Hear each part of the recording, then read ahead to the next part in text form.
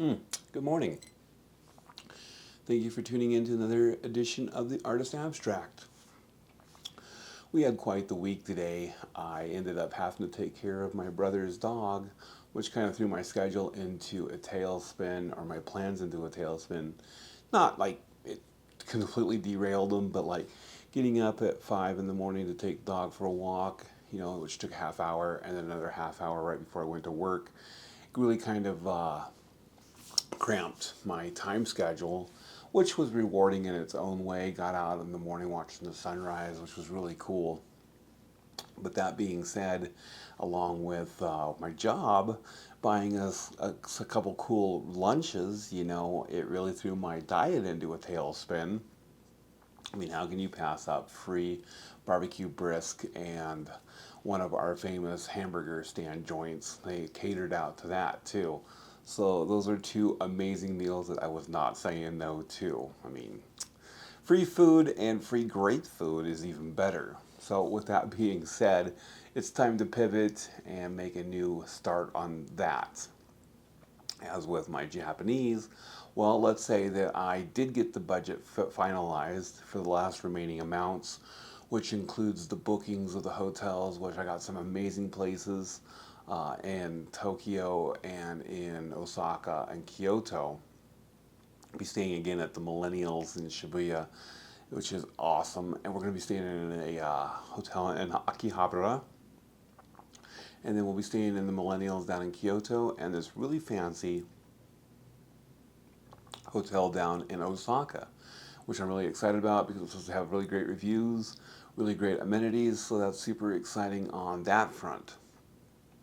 But the other problem is with Japan facing over tourism, they're looking at implementing a double price system, which means that like locals, they will have to pay uh, less than what the tourists would pay, and then the tourists would have a higher price point that they have to pay. And I'm not. I'm okay with that. If it helps with tourism and helps with this over tourism, then I'm all for it.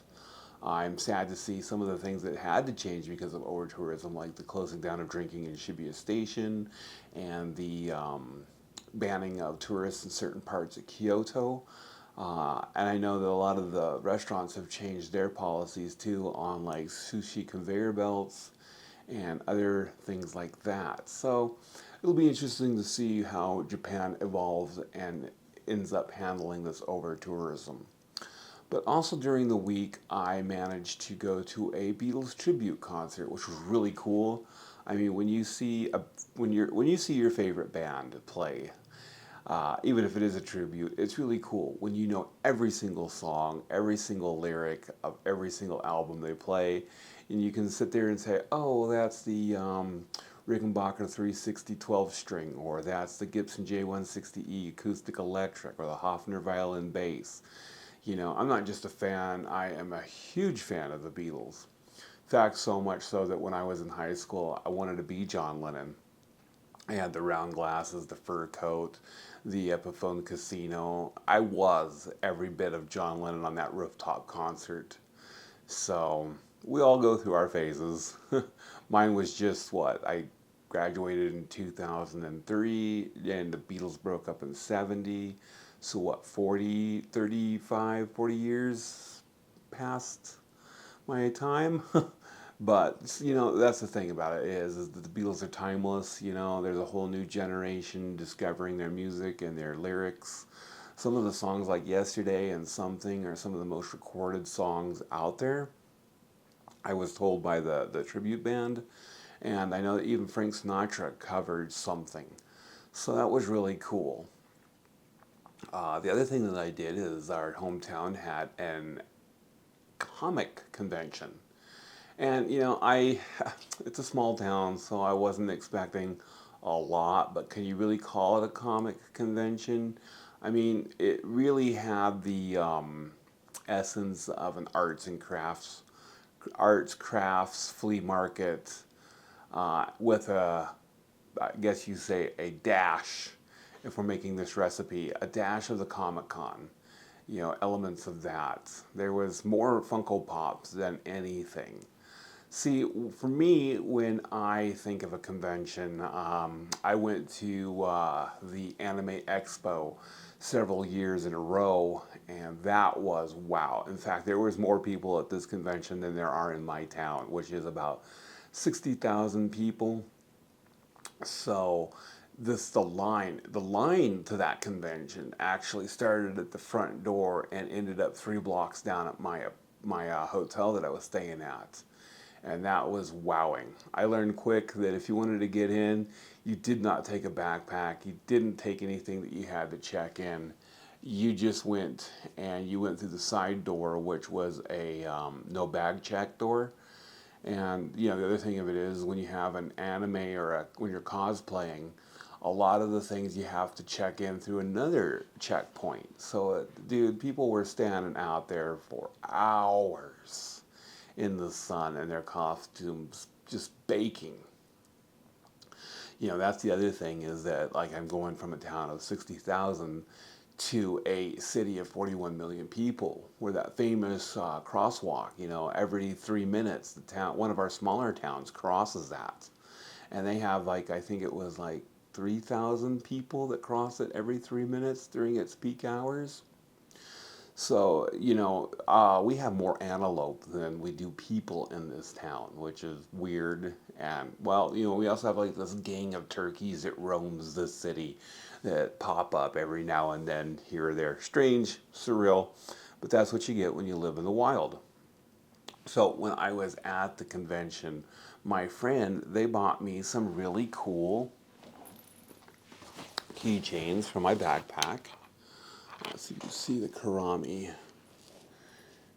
Yeah, there she is. Karami. And it's cool Karami lanyard. That's my go-to backpack for when I'm traveling the streets of Japan and buying stuff.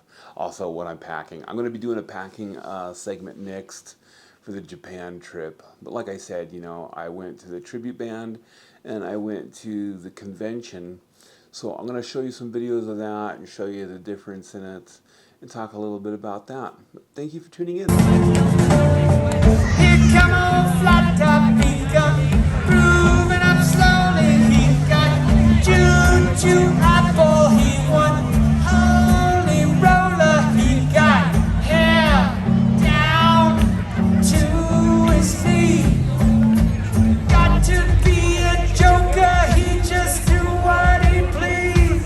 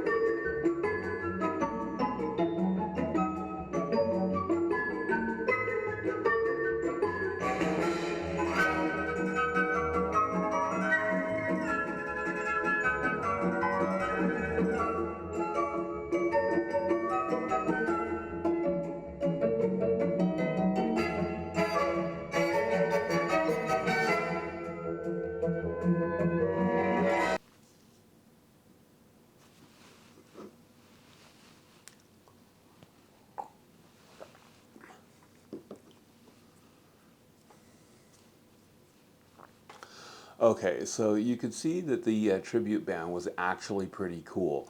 They did a really good job. They did 3 costume changes depicting 3 different periods in their time. Since I'm still learning how to use my equipment, my cameras and my speakers and my microphones, one of the big things is trying to get the sound right. Learning how to do that, make sure that it's not too high a decibel so you get that weird feedback. The other thing of it is learning which one has the best zoom, best pixels for the right shot.